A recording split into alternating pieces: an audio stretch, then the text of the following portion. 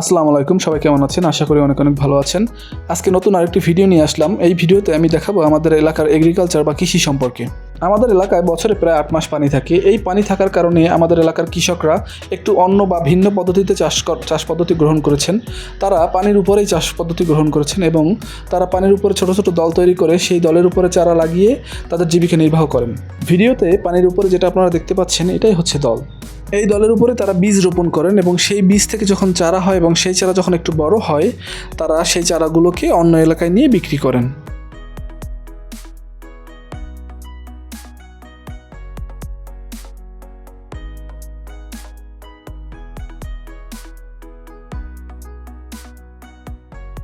আপনারা এই দলের উপরে যে নীল জিনিসগুলো দেখতে পাচ্ছেন এগুলো হচ্ছে জাল।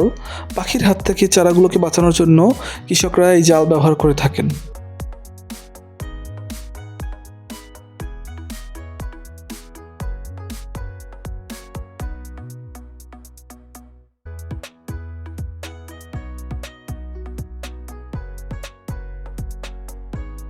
আপনারা এই যে হলুদ হলুদ জিনিসগুলো দেখতে পাচ্ছেন এগুলো হচ্ছে টগরের ফেনা। এই টগরের ফেনা যখন দলের উপরে চারা লাগানো হয় তার ঠিক আগ মুহূর্তে দলের উপরে বিছিয়ে দেওয়া হয় যাতে চারাগুলো সঠিকভাবে বৃদ্ধি পায়। এই যে দেখুন ছোট চারার উপরে জাল দিয়ে রাখা হয়েছে পাখির হাত থেকে রক্ষা করার জন্য। এবার যে এই জিনিসগুলো দেখতে পাচ্ছেন এগুলোকে বলা হয় শ্যাওলা, টগরার শ্যাওলা। এই শ্যাওলাগুলো দিয়ে চারা রোপণ করা হয় এবং সেই চারা আরও দ্রুত বৃদ্ধি পায়। সুতরাং এগুলো বলা যায় যে কিছুটা ফার্টিলাইজার হিসেবে কাজ করে। সামনে দেখতে পাচ্ছেন লাউ চারা।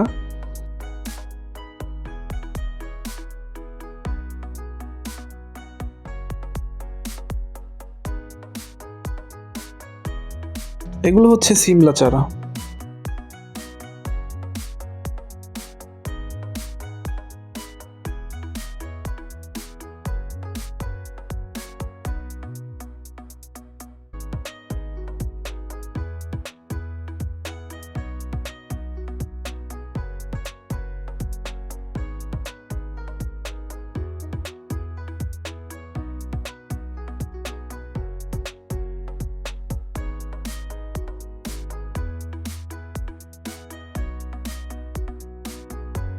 আমাদের বাড়ির পিছনটা এরকম দলে ভর্তি, দল আর দল। বিকেলবেলা আমরা মাঝে মাঝে ঘুরতে যাই এবং আমাদের খুবই ভালো লাগে ঘুরতে।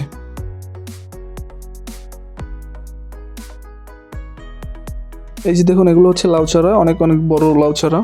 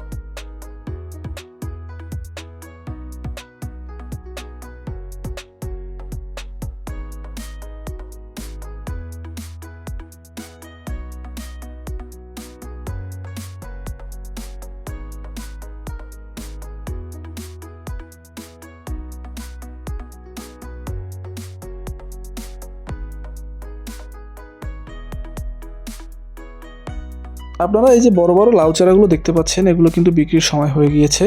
ওনারা 2-1 দিনের ভিতরে এই চারাগুলো বিক্রি করে দেবেন। এর থেকে বেশি বড় চারা ওনারা তৈরি করেন না, কারণ সেই বড় চারা তৈরি করলে সেগুলো বিক্রি করার মতো হয় না এবং কাস্টমাররা কিনতে চান না।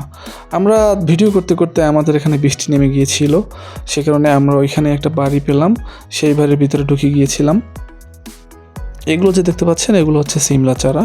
এই সিমলা চারা, লাউ চারা, মরিচ চারা, বেগুন চারা, সব ধরনের চারাই এখানে লাগানো হয় এবং সেগুলো যখন একটু বড় হয় তখন ওনারা বিক্রি করেন। এই যে আমরা যেদিন গিয়েছিলাম সেদিন খুবই পানি ছিল বেশি, তো আমরা যে বাড়িতে দাঁড়িয়েছিলাম বৃষ্টির কারণে সেই বাড়ির ভিতরে পুরোপুরি পানিতে ভরে গিয়েছিল এবং ওনারা এই বাড়িতে আসতে অনেক কষ্ট করে আসেন। যে চারের উপর দিয়ে আসেন সেই চারের উপরে পানি উঠে গিয়েছিল, তাই ওনারা নৌকা ব্যবহার করেন এখানে চলাচলের জন্য। এই যে আপনারা যে দেখতে পাচ্ছেন এই চারাগুলো হচ্ছে পেঁপে চারা।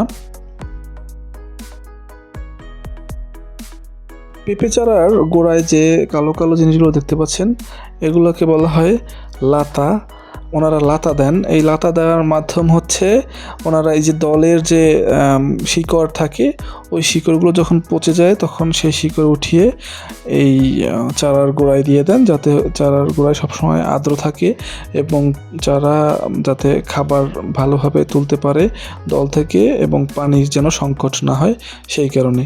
এই যে একজন কৃষক, উনি এখানে তার চারা রোপণ করছেন তার দলের উপরে। এই ম্যাটা এগুলোকে বলা হয় ম্যাটা। এই ম্যাটার ভিতরে চারা রোপণ করা হয় এবং সেই চারা কিছুদিন গেলে পরে অঙ্কুরোদ্গম ঘটায় এবং আস্তে আস্তে দলের উপরে বড় হয়। ওনারা মাঝে মাঝে বিকালবেলা পানি দিয়ে যান, যদিও দল পানির উপরে থাকে, খুব একটা পানির প্রয়োজন হয় না। আপনাদের বলছিলাম গাইস যে দলের উপরে ফেনা, ওই যে হলুদ হলুদ জিনিসগুলো দেখছিলেন আপনারা, সেই ফেনা কিন্তু এখানে দেয়া হচ্ছে এবং এই ফেনার উপরে ম্যাটা লাগানো হবে। ম্যাটা লাগানোর পরে সেই ম্যাটার ভিতরে যে চারা থাকবে সেই চারা আস্তে আস্তে অঙ্কুরোদ্গম হয়ে বড় হবে এবং সেই বড় চারা ওনারা আবার বিক্রি করবেন। এভাবে ওনারা নৌকায় নৌকায় ফেনা নিয়ে আসেন এবং সেই ফেনা এরকম দলের উপরে লেসে দেন। লাসার পরে ওনারা এরপরে চারা রোপণ করেন।